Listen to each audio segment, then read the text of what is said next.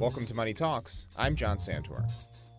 In January, just days before Illinois was set to sell $500 million in general obligation bonds, rating agency Standard & Poor's downgraded the state's credit to A-. The reason? Illinois' staggering and nation-leading $97 billion unfunded pension system. Abdon Palish is Illinois' assistant budget director.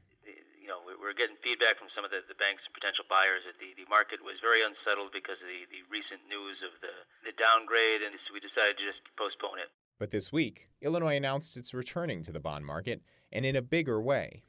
Then we had the governor's budget address coming up, so we decided we'd go back in the market shortly after the governor submitted his budget, and here we are. The offering is scheduled for April 2nd.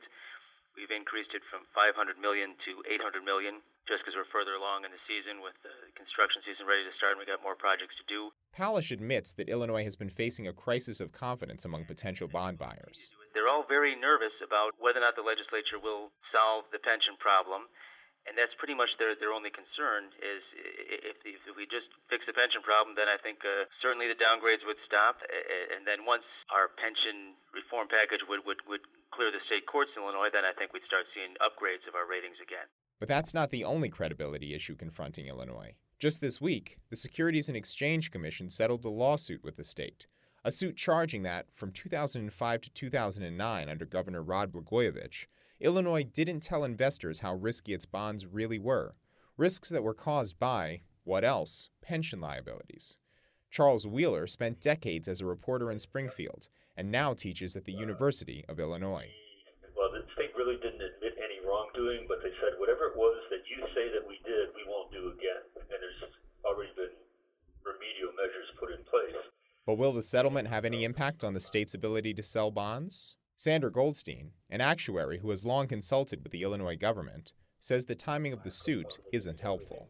I think it draws a lot of attention to this inadequate funding plan, and that hasn't really changed. That even though they're not maybe criticizing the current disclosure, they are criticizing the current funding plan. But Wheeler says the opposite could be the case, that the bad press could actually generate more interest in the bond sale. Part of the reason is because of the what would you say, this black eye that we've gotten. Investors will be able to make more off lending us money. We'll have to pay a slightly higher interest rate than we would if we had perfect credit. And Palish says the state has been publicizing its efforts to reform the pension system, which could calm investors. For that reason, I think we'll have plenty of bidders. I think we'll do all right.